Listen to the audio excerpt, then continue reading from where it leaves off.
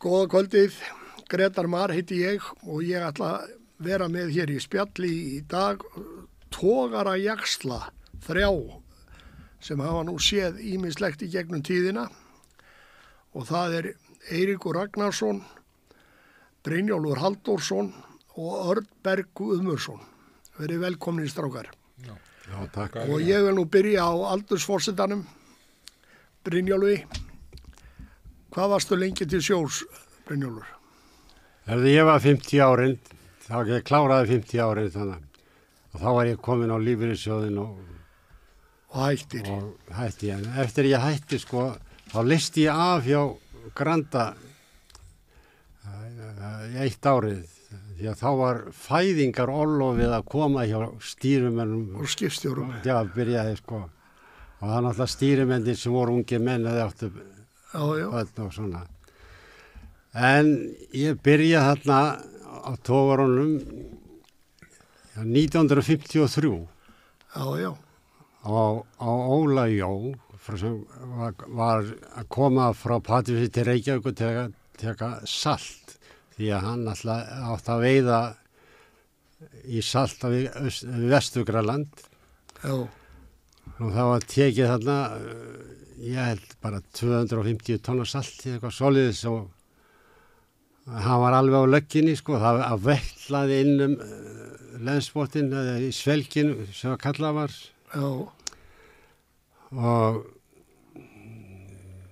nú það hann var að leita mannskap og ég fer hérna borð og hitti stýrimann og það var allt í lagi. Þá ertu bara 16 ára gammal. Ég 16 ára. Og hann eitthvað að leita aðeins á mig svona og ég var þá að landa úr togurunum, ég var þá í lestin á togurunum og þeir voru að landa en það ráðnir 48 menn og á þessu skipum eins og Ólafi þá voru Hvað voru margar kojur í skipinu? Já, það 8 manna klefi fram í ló og 2 6 manna klefar sinnkvori megin og svo 4 manna klefi uppi og svo voru yfirmennir aftur í káðunni. Á afturskipinu. Já. Og það var útbúin að kojur svona á bekkjum og hér og þar og sett í það svo hálfdína og það var svona, ég man eftir því að maður varð að liggja á hliðinni, maður svaf á hliðinni, annar hvori hliðinni. Það var eiginlega ekki hægt að vera á bækinni. Það hefur verið svona hálf dapurt. En þetta á þessum tíma þegar var mókveiði af þorski við Vestur-Grænland. Já. Sérstaklega var Fyllebank og Danabank og nú þetta heitar ekki til lengur þessum nöfnum eins og var í gamla daga. Það komið grænlensk nöfn og þetta allt sama, allt grunnið. Já. En hvað voru það að veiða nálagt og á hvaða dýpi voru það að veiða? Þetta Fyllebank bara grunnbanki, svona 50 faðma bara. Já. Og fiskurinn var mjög smár á þessum tíma og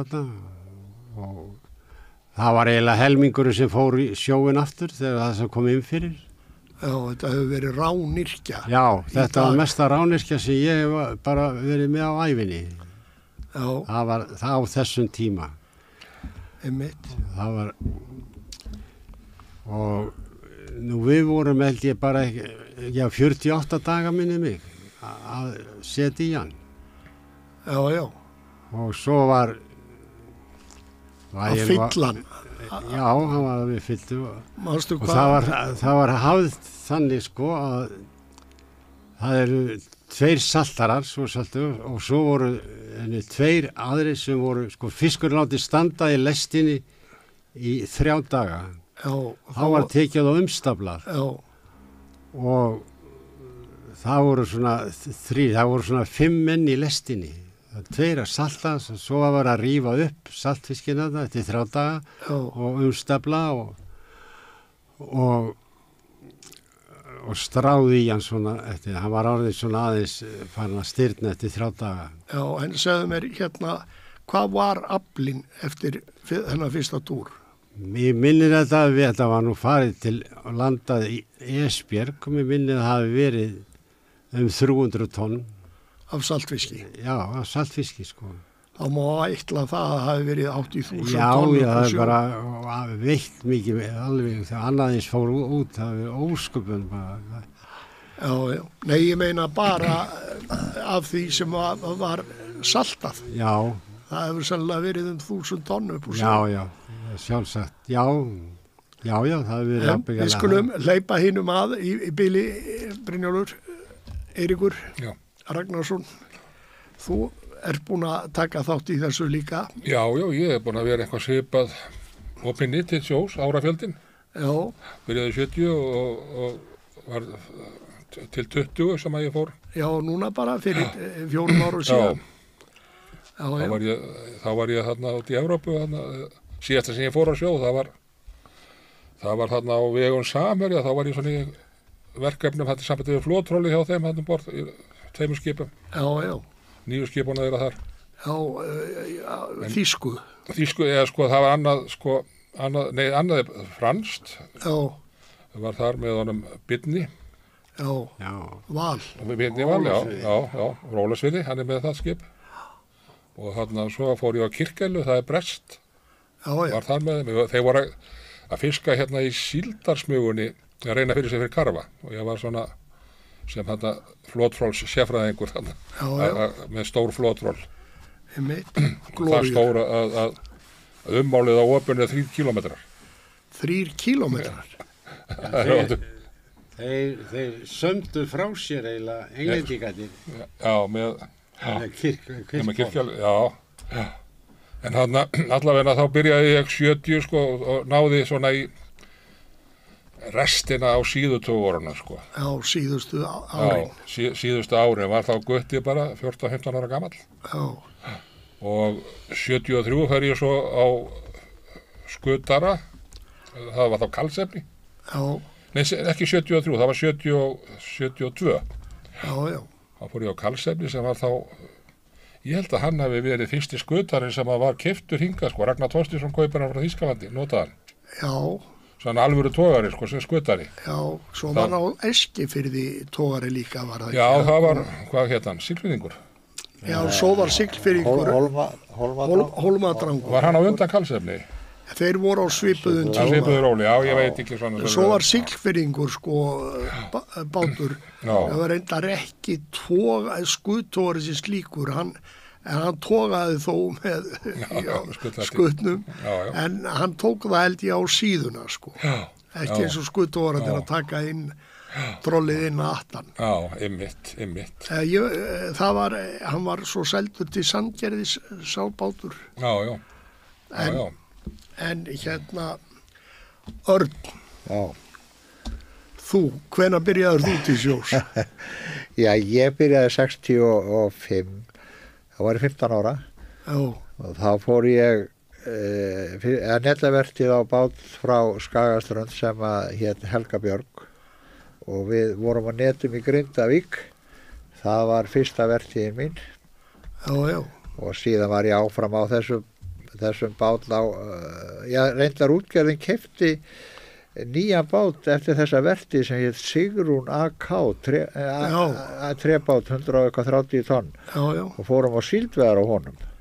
Og ég var síðan á síldveiðum á þangandi síldin bara hvarf þarna hvað 67.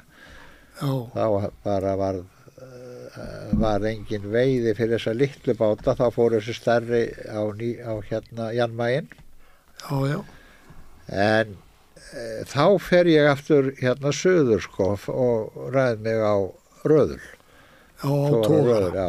Og þá síðu tógara. Já, síðu tógara sko. Það líklega verið 68 gæti ég trúað. Þeir komu margir sjómenn sem höfðu verið á síldarárunum. Já. góðir togarasjómenn sem komu tilbaka á togarana þá. Já, það var akkurat það sem skeiði, sko. Já. Þar var ég í 2 ára. Og þú hefur kynst þessu þá og svo fórstu á togara eða hvað, skuttogara. Já, eftir það, sko. Hvaða skip var það sem þú fórst fyrst á? Ég var fyrst hérna, ég var hérna áspinni hérna Reykjavík með Ragnar Fransinni. Já. Og svo var ég sjá hérna Sveini Jónssoni, Sandgerði. Já. Þar var Einar Halldónarsson skipstjóri. Já. Og þar var ég þangað til hvað 98. Þá var sameinað við svo HB og HB, sko. En Brynjólfur, þín saga, hún nú dálítið góð og merkileg. Þú ert búin að sjá ýmislegt í gegnum tíðina. Já, það kynnast ýmsu. Já, það svo eiginlega það versta sem ég hef á minni sjómennsku, það var þegar Nýfundaland veðrið og slysið þegar júli fórst. Já. Að hugsa sér þarna, 30 manns fara niður, 62 börn verða föðurlaus. Já. Og þá var sko ekkjarnar höfðu ekkert. Það var bara eknasjóður og þá var lífeyrissjóður sjómanna stofnaður þetta upp úr því. Já, lífeyrissjóður togarasjómanna. Já, lífeyrissjóður togarasjómanna. Já. Það var stofnað að því að það var bara... En inneignirnar eruðu nú lítilsvirði úr honum þegar til skjalana kom. Já. Það brann upp í verðbólgunni sem þá var. En hugmyndin var góð og var til að mæta þörfum allara þessara barna sem mistu föður missirinn var mikill hjá öllu þessu krokkum. Já, það nú það með síðutórna að það var svona ýmis vinnubröð sem þróuðust tíman og losnaði við rópatói og til dæmis á leiðinni til Grænlands þetta var 4 daga sigling og það var verið að splæsa og meira sér splæstir grandararnir og gamlu tógir sig og fixa netin. Nú orðið sko að þetta ekki, það kemur allt splæst í dag og allt skorið til og allt skorið til og tilbúið. Já. En þetta gerði og svo voru þarna fyrir vestan þeir voru nú svo hagsýnir að þeir voru með málingum borð og svo á heimleiðinni að það var verið að mála allt og þrýfa hérna og yfirdekkið og allt það sem var bara sjónema, það var ekki skipið auðvitað en allt brúin og keisinn og það kom bara allt nýmálað. Já. Voru þetta norðamennir? Nei, þetta var vestinga Patreksfirði. Já, Patreksfirði, vestinga. Já, svo er þetta nú saga fyrir sig sko að svona lítill bær skulle fara að gera út 2 tóra Gylfa og Ólaf Jó. Þetta var bara byggt upp á þetta var nú ekki stórt bæjarfélag eða sveitafélag á þessum tíma 500-600 manns eitthvað svoleiðis. En það var bara Barðaströndin og Bíldudalur og þetta var á þessum skipum þá sko. Já.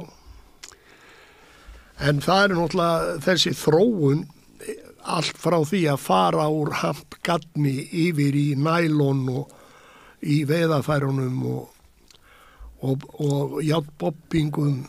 Já, þetta gekk svo nálægt hampiðinni þegar sko það var ekki pantaður hampur og þeir þurftu þegar að markonundin voru komin borðið tógarana og við notuðum það bara að þá var hampiðin að fara að hugsa sín gang og skipta yfir, hætta við hampiðin og fara yfir í þetta var stór stökk fyrir hampiðina á sínum tíma. Já. En svo koma náttúrulega þegar komu skuttogarana að þá ertu koma autotroll og aflanemar, höfulínumælar og... Já, það var nú að byrja þarna flótrollin með engeltrollin. Já. Og það var alveg ótrúlega mikið. Annars var nefnilega flótrolli, sko. Þau voru nú bara á síðutórunum á sínu tíma. Já, það var byrjað á bankanum þegar að Selvogsforin var opinn. Og hraunið. Já. Þá settu menn aldrei trollið í botnin, þá var það bara upp í sjó á hrauninu og fiskuðu bara mjög vel, sko. Settu upp nokkuð skona flóttroll, sko. Þau tóku 2 bottroll, sömuðu þau saman, byggu til svona úr tveimur masttrollum lítið flóttroll sem þeir drógu við botnin, sko. Það sagði mér þetta, kallinn pabbi heitir, þeir fóru að prófa þetta líka, hann fór með þeim sem voru að einhverjum veiðaferðastöðum. Pabbi þinn er náttúrulega frægur togaraskipstjóri, Ragnar Fransson, og hafði nú skrifað marga greinar þessi mál, bæði veiðar og bara sjómennskuna og skrifaði mikið í Víking, Sjómannadagsblaðið og fleiri og var náttúrulega merkilegur karakter í sögu togara samfélagsins á sínu tíma. Það var nú á sínu tíma var þetta nú bara skaðræði við Suðurströndina. Þegar það voru nú 2 kótar á svonum og svo fór annar kvótinn fréttið að veiðin með upp í Selvogsforina sem netabátandi voru og það var ekkert annað en það þeir slitunuður alla baujurnar við Grindvíkingunum þegar þeir komu út okkar, þetta var alveg skaðræði. Já, og Þorlákshafnar bátunum, þeir sem áttu net þarna og náttúrulega margir aðkomu bátar alls þar að landinu sem slæða upp Þorlákshafn og Grindavík. Það var hart barist þarna, veiðisvæðin, greinilega. Já. En þú sagði kvóta, þá ertu ekki að tala kvóta á tonn eða kíló, þá ertu að tala leini kvóta, upplýsingar sem voru gefnar upp tölur hvað þú værir að fiska í kvóta. Og sumir voru í kvóta með ákveðnum aðilum. Já, það var svona tvískipt þannig. Og kvótinn var svo fullgerður hjá þeim, sko. Það fór allt fram á Mossi. Það var ekkert bara betri kvóti í stríðinu hjá þeim. Nei, þetta var allt leyndó. Og loftskeytamennirnir sáu þetta á meðan að þeir voru borð. Ég man að, sko, að afla uppgjöfin, það var neðst var skaufin, svo var slöttungur, svo var póki og svo var bara 2 pókar, 3 pókar og svona, sko. Og þá áttu menn að vita hvað var í pókarnum. Já, það var alveg 2 tonn eða hvað það var. Já. Hásláttur, var það ekki á 3 tonn? Jú, í Nýfundalagsveðrinu þegar við slóum allt saman, það voru 7 tonn í pókanum. Í póka, ok. Og ég man eftir að hann hálfréttist upp taljukrókurinn þegar við vorum að drífa þetta inn. Já, þegar brjála veðri var að skella á ykkur. Já. En þú lentir í því veðri. Hvað segir þið? Þú lentir í því veðri. Já. Og þá varstu stýrimaður á... Já, var ég stýrimaður á Marsinum. Já. Og við lónuðum hérna yfir Þorkel á Mánanum. Já. Og hann var bara í miklu merfileikum hann var að enda túr svona sem hann var fullur af fiski og það þá sagði mig þá seinna Marteinn sem var skipti að þegar hann lagði sig sko þá var hann sitlað inn bakborðs brúagluggana hjá honum. Já. Og þá hringdi hann niður og bað fulla ferð og bara og keyrði hann upp úr náði því. Já, og náði hann upp úr brotinu. Já. En þú ert að tala Martin sem var síðar forstjóri bæjarútgerðarinnar. Já, Martin Jónasson. Já, Martin Jónasson. Já, alveg rétt. Þannig að þetta hefur verið mikið reynt á alla sem voru þarna á þessu. Já, mikið skelfing.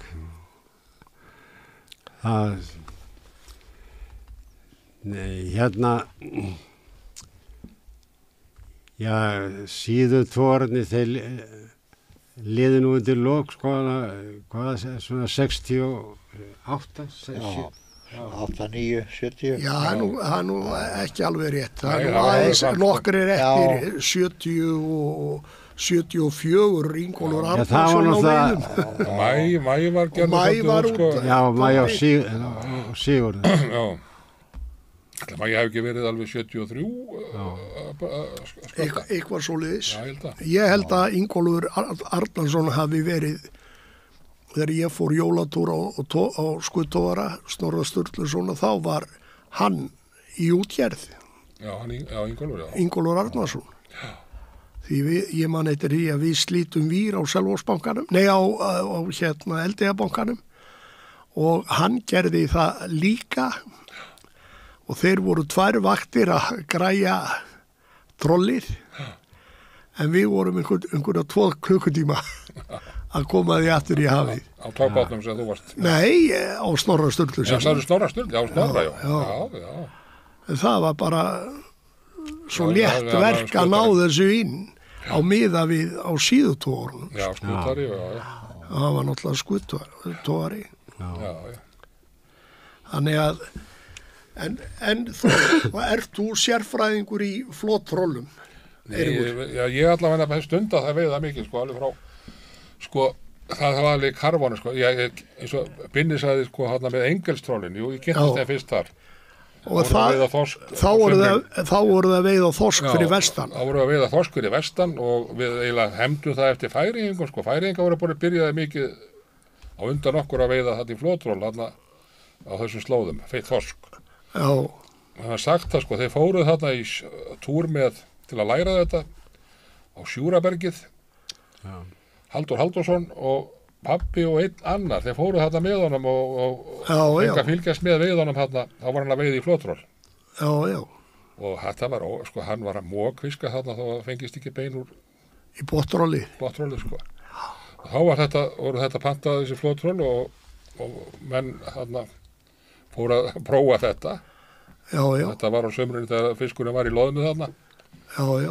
Þá var þetta þétti svo oft á morgnana kannski, að þéttast þá.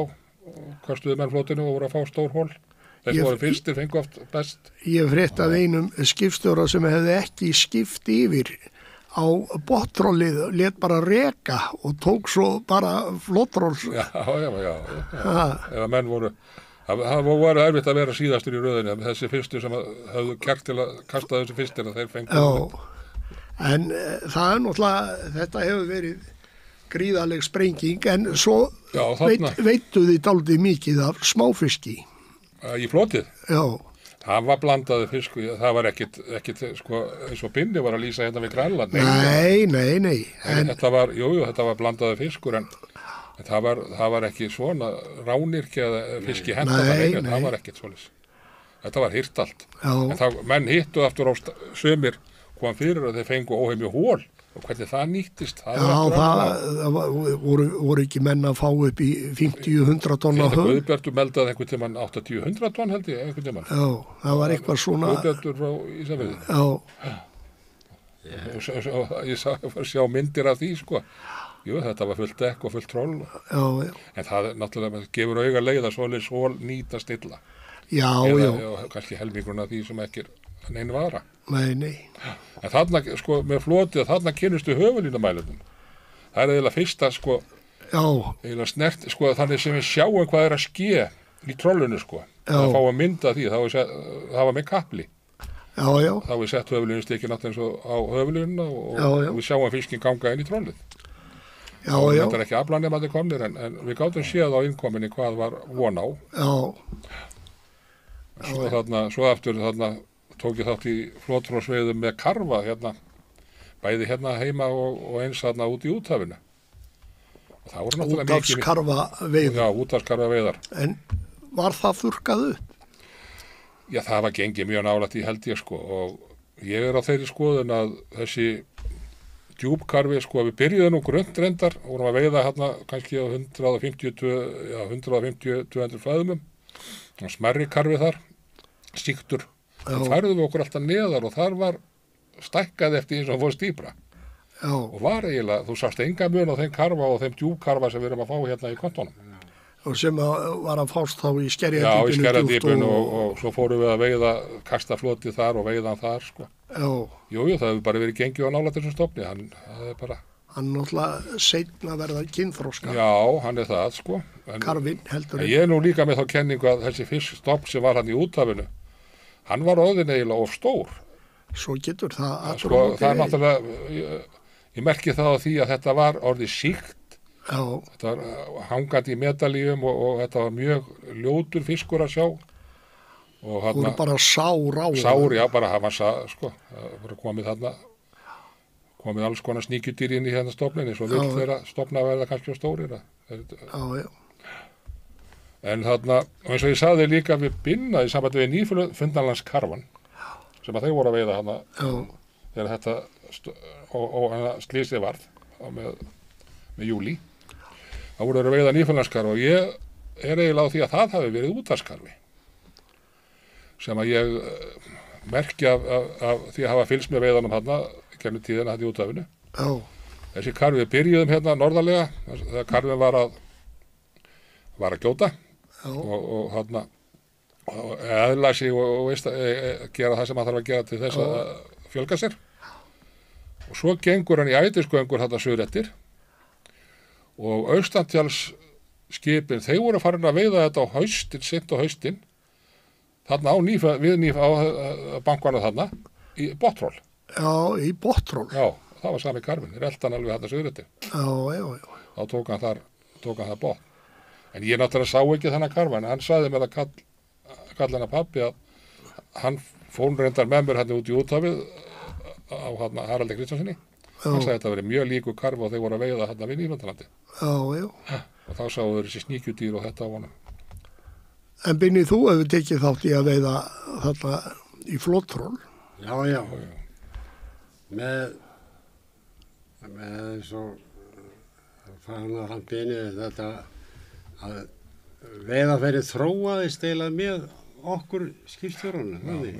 Allar snúningil á vængjónum. Já.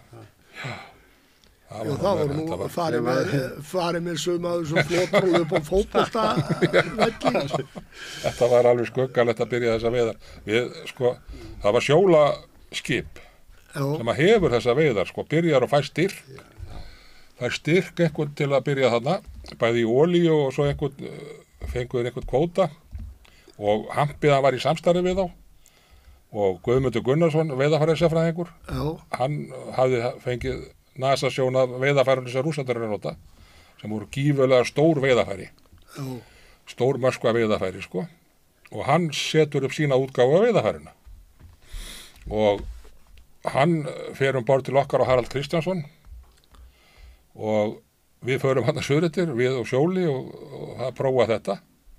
Það gekk alveg, þetta var eins og ánskotin hann fyrst, við sem ekki hvað, við náttúrulega höfðum enga trú að það væri hægt að fá nokkuð fisk í þetta þegar við sáum möskvan, það voru 48 metra möskvar, hver möskvi. Já. Og þetta er útilega að fá nokkuð í þetta, fiskið nokkuð í þetta. Þetta eru þeir að gera Rússarnir, sagði Guðmundur. Þeir eru með svona troll, en svo bara var ýmsa tækni, þetta var að snúast þegar vorum að hífa þetta, þá kom þetta alveg snúið eins og roð í hundskjaft og þetta var bara við eittum heilu sumrið þarna í að þróa, að koma að þessu einhvern veginn þannig að væri hægt að fá í þetta fisk. Annars kauplaus, við vorum á tryggingu bara þarna við þarna áhöfnin. Svo við vorum svo sem ekkit og ekki gera þetta út af peningunum, ekki finna út hvar segulnaglarnir áttu já, að vera.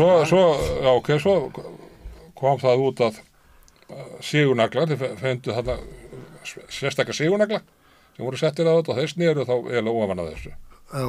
Það þróaðist svoleiðis. Já, þetta bara smá þróaðist og svo þarna Guðmundur heitinn á Venusi, hann var mjög aktífur í svona, hann alltaf veiðafæra sérfræðingur. Hann var netagerðarmeistari. Já. Svo hann var mjög aktífur að þróa þetta veiðafæri. En síðasta veiðafæri sem ég tók þátt í þarna, það var þá að nota, eða sko sjá þarna, það var á þessum evrópsku togurum, þetta var Samherja. Það heitir Gloria 3072. 3072 eru bara 3 kilometra, sko, það er bara, sko, við byrjuðum hérna með 11. Og þá áttu við að opið hafi verið 3 kilometra. Miðað við tegða Moskva, sko, 30-40% sterkta Moskva. Já. Og þú lappar opið. Já. Þetta er ekki smá veiðafæri. Þetta er eins og margir fótboltavellir. Já, það er margir fótboltavellir. Þetta er samt að smala fiski einhverjum, sko. Hvað var Moskva stærri norðið þá?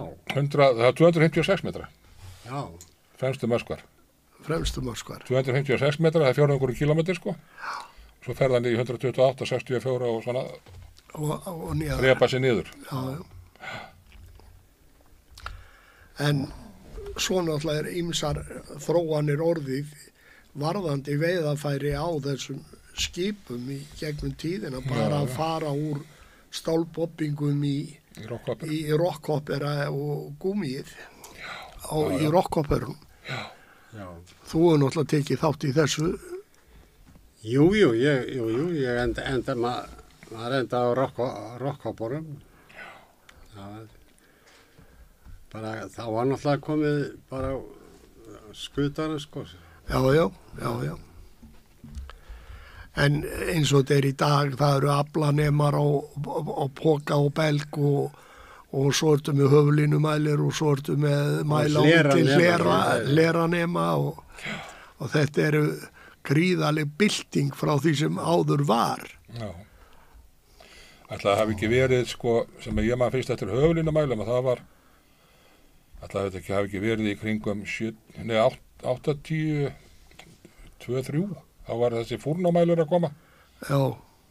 Sko, það hefði einhver verið á því bilinu, þá fyrst fór að heyrast þessa 83-4 kannski, þessa höfulínamæla, sko. Já. Og það fannst mér eiginlega mesta byltingin þegar höfulínamælarnir komið, þú sást, sko, hvort að trolli var, eða sko, slitinn leggur eða svona, eða tók í þetta, þá hýfðu menni oftast til að tjekka á leggjónum. Þarna sástu hvort að allt var í lagi. Já. Svo sástu líka hvort að gekk inn í trollið. Já. Og svo í framhaldið þá koma þessir aflanemar sem að setja á pokan. Já. Þeir voru nú þarna frá Skanmar, held ég fyrst.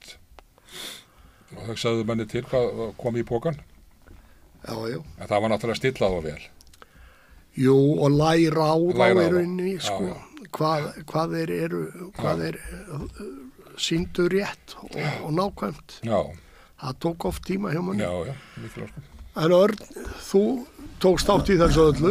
Já, svona. Já, ég gerði það.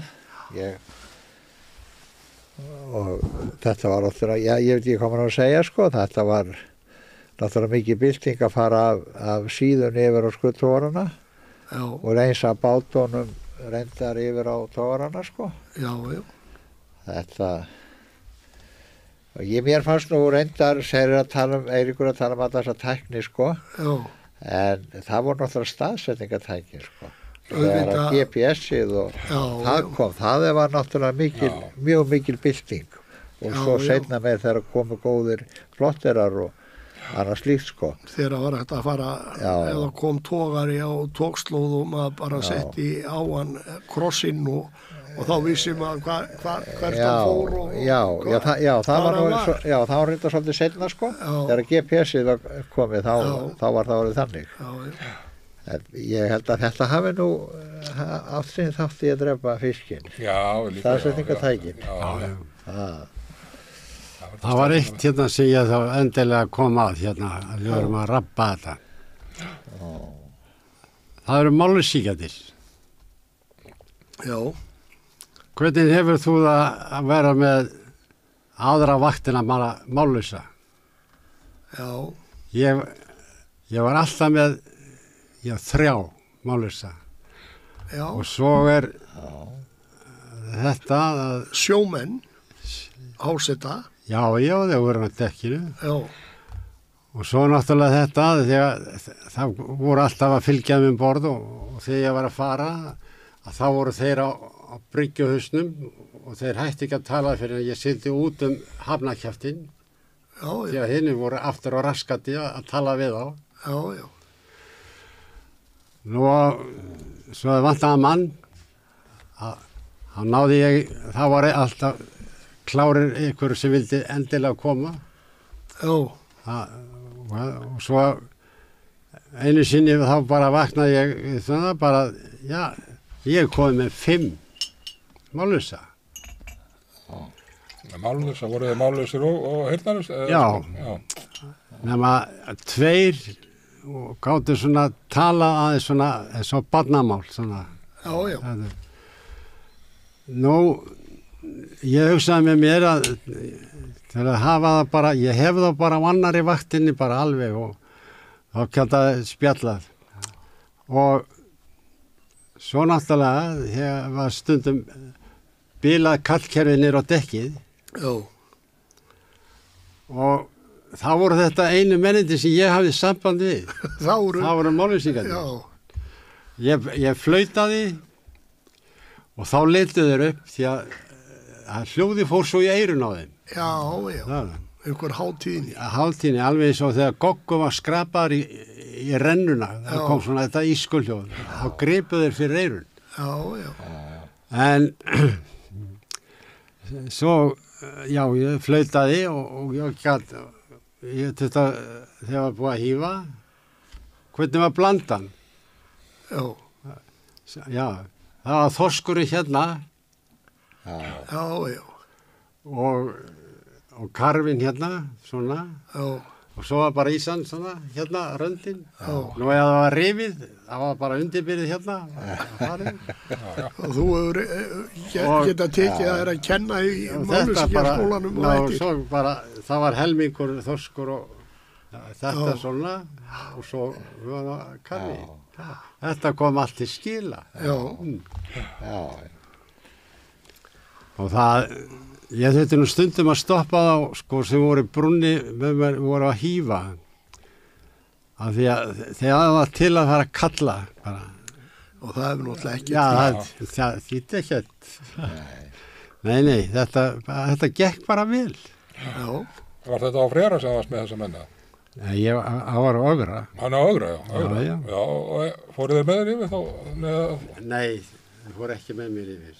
Þeir vildi ekki. Þeir tristu sér ekki í það. Í frystinguna? Að fara í frystinguna. Að vinna. Já, svo það náttúrulega einn þáttur í þessu sem ég hef ekki minnst á og það breytingin af ísfiskskipi yfir í frystingu. Já. Á frystiskipin. Það hefur nú reynt mikið á skipstjóra og skipshafnir bara að fást og taka þátt í því. Það var dálítið mikið öðruvísi. Já, það var mikið öðruvísi og við bara hugsaum aftur í tíman og þarna að þegar slísin voru að ske. Já. Menn voru að fara í, það var kannski híft í, alltaf híft í bombingalengjuna, þá var híft í grandana kannski, þetta var ekki komið komið í almennilegt lag þegar það var byrjað á skuttorunum. Og svo það var þetta svona í þessum sömu skipi sem urðu bara leiðinda slís svona út í það. Já, menn það var verið að byrja að skuttvoran, það var alltaf. Já, þeir voru að byrja. Þeir byrjuðu nú sko, þegar kaupa spánatogurina, þá var nú ekki framsýnið meira það að þeir höfðu engin grandaraspil. Nei. Þeir tóku ekki grandaraspil. Þeir slóu úr sko, bara slóu úr blökku eða sko settu bara inn í rennuna. Það var sama á pólvera, augra. Já, það var ekki. Byrjaði svoleiðis. Já, en dæmin voru nú til sko bæði Þýskaland og Englandi þar sem þeir voru að nota grandaraspilin sko. Þeir kynntu sér þetta ekki betur en það. Og þá var bara tekið úr hent út í rennuna sko og grandararnir hífður inn og tók spilin líka. Og sko ætla sér það að lása úr hlerum á raskatinu. Já, raskatinu. Í brælum. Þetta var allt. Hlerin fór á flegiferð. Já, það var alltaf á flegiferð og Já, og slísahætta og margir hafa slasast við þetta gegnum tíðina. Já. Það var bara þetta, sko, þetta hefði ekki þurft að vera svona held ég, þegar þeir hefði kynnt sér betur þá sem að voru byrjaðar búin að vera með þetta kannski 10-20 ár sko, skutar hana. Þeir segja að var það svoleiðis hjá Ögurík að bakbórsvílinn var öfugsnúi. Já. Nú, já. Og það hafði bara skömmur og gaman af þegar maður sagði bara splæsum á vírana og þegar þeir voru búin að taka saman þegar þeir voru ekki vanið því og sá að þetta var öðursnúi, þeir vissi ekki hvað það var. Já, það eru margir togaraskipstjórar núna sem eru með þetta svona, þeir eru með rétt og öfugsnúi vír sko. Já, sitt bara vír. Já, þeir gerðu það, veit ég, þarna út í Evrópu, þeir voru Björn hafi verið með rétt og öfugsnúi sko. Já. Á Emirate, mér minni það. Já. Og þá bara til að hafi vilja meina snúi ofan að sér sko. Já. Frekar annað vírin og lengist og sé bara eða sko. Já. Það vera. Já. En svo náttúrulega bara að miða við bátana og svona þegar það komið autotroll í þetta og það var reynda komið í marga báta autotroll. Já. En þetta var rosalegu munur heldur en það sem áður var. Já. Já. Það var nú strax bara gott þegar við fengum hérna vírateljaran, gátum talið, þetta ekki að telja út merki sko. Já.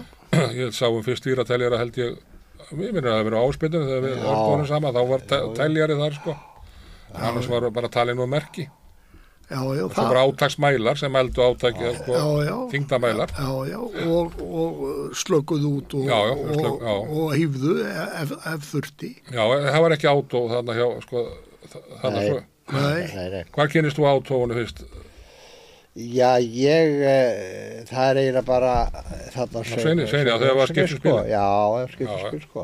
En varst þú ekki alltaf en almennilega varst þú ekki alltaf með átó? Jú. Það ekki á honum Ögra sko. Ekki á Ögra? Nei, það var ekki komið það. Nei. En það hefur ekkert verið sett í eftir á. Svona átaksblakkina svo. Já. Þetta var nú þannig að menn treystu þess nú ekkert alltaf mikið í byrjun sko. Nei. Þegar það var nú svo mikið skekkja á vírunum sko. Já. Þá slóum við þessu út og jöfnuðu. Já. Það var... Já, ég held nú líka að spilin hafi þurft að vera mjög öflug og góð spil og til þess að það virkaði almennilega. Já. Ef að spilin voru eitthvað á mörkunum þá held ég að það hafi ekki ráði við þetta. Nei, sér sko, þurfum að snúa með stóru trollin hann út í úthafi sko, þá vorum við að fá kannski upp í 120-130 það maður skekkju á milli víra sko, þegar við vorum að taka, þá við tökum víðan snúning sko. Já. Það er svo mikið, það er alltaf svo mikið stærri veiðarfæri. Já, þá vorst að tala eins og bara glóriu trolli. Já, það sem við vorum að nota þarna sko, það er náttúrulega bara kettlingar miðað við það sem þeir voru að nota þetta í Evrópu sko. Já. Þetta var minni með að, sko, þegar við þú varst þarna út í útafi. Já. Við vorum að nota þarna 2000 marska, eða sko 2000 metra troll sko. Já. Og þarna einn og einn það var einhver stór skip sem að komið þarna Skálabergi minni með sem kom þarna með 3000 metra troll. Já, Færeyingurinn. Já, Færeyingurinn, þetta öflugi, 11.000 hestamla vel. Já. En það hefur nú þurft mikið kraft til að geta dreigið þetta. Já,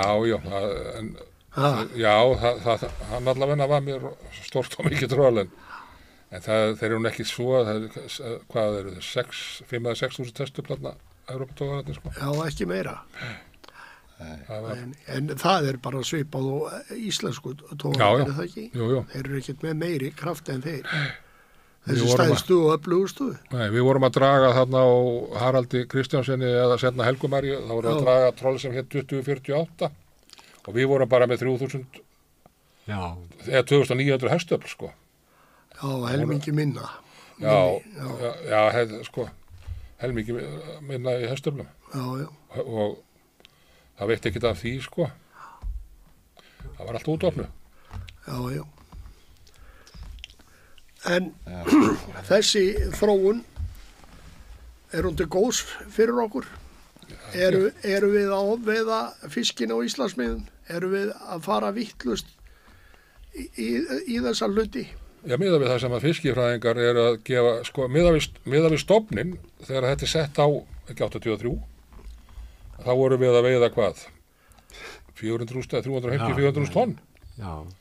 300 og eitthvað þúsund tonn. Já, og 1983.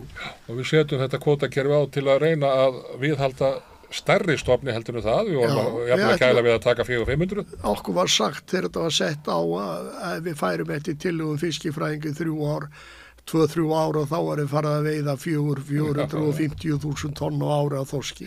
Hvað erum við að tala um það? 180? Við erum búin að vera 40 ári í tilrauna starfsemi við að byggja fiskistofnana og það gefur ekki meiri... Það gefur ekki meiri jafnstöðafla. Þetta jafnaði þetta 200.000 tonn kannski. Já, nær það ekki því einu sinni að meðaltali. Svo þarna, við erum ekki alveg, finnst mér á réttri braut, að við hljótum að vera að gera einhvað vittlust. Hvaðan kemur hann þessi stóri þorskur sem er að sína núna? Já, það góð spurning.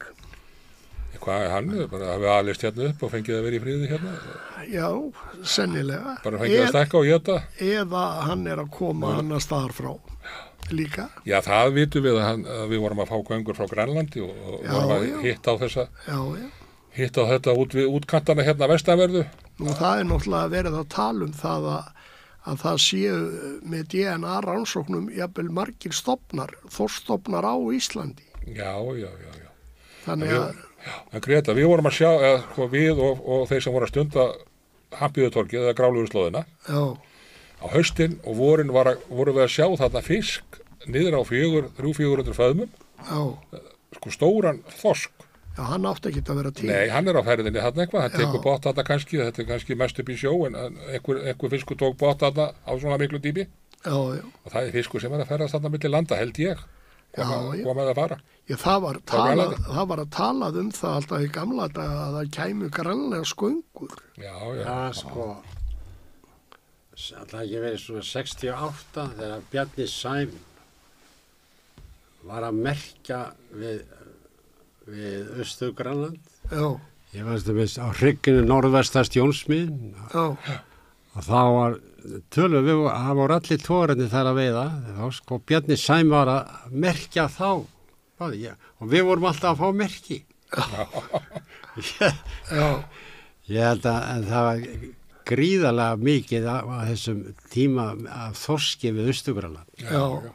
Á fylkismiðunum. Hann kom bara yfir á Íslandsmið til að rigna. En þetta kannski ekki bara pólitík svolítið að við séum ekkert að hampa þau svo mikið að það sé sameiginlegu stofn þarna. Við viljum ekkert vera að missa mikið að góta þangað. Já, eða... Það er pólitík í þessu. Það getur verið pólitík í þessu og svo bara vilji manna að fækka íslenskum útgerðum. Já, það hefur tekist vel. Það hefur verið í raunin. Já. Fáar og stórar. Fáar og stórar. Já. Og það virðist vera að ganga upp hjá hagkvæmnin. Ná meiri hagkvæmni út úr þessu, færri skip og... Já. Við vorum nú voðalega súrir á togurinu þegar að Jón fór að gera strandveiðarnar. Já. Þorskurum var tekin á okkur. Já.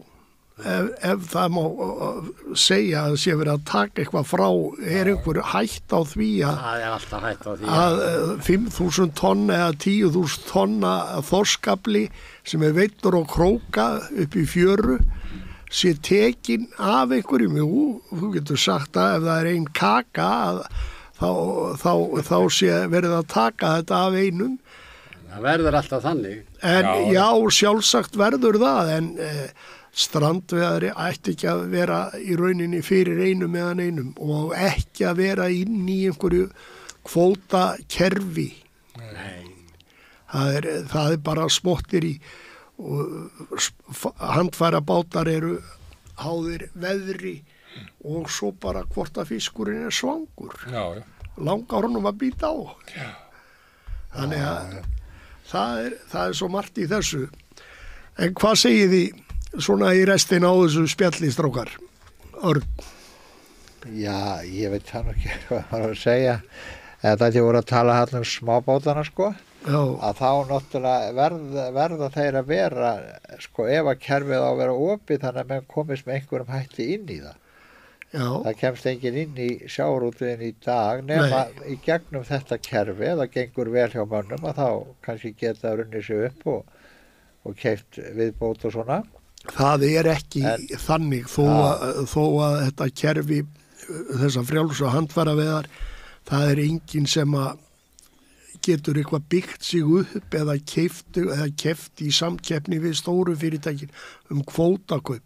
Já, það eru nú menn í þessu, sko, sem að stunda þessar strandveiðar og hafa svo verið að smá kaupa sér kvóta, eiga kannski 20-30 tonn og taka þá strandveiðin og það á hverju ári og hafa aðeins potað sér í rétta átt, sko. Það er óverulegt og lítið. Já, það er kannski óverulegt en það er líka, þetta kerfi við verðum að hafa þetta opið með einhverjum hættir, það ekki?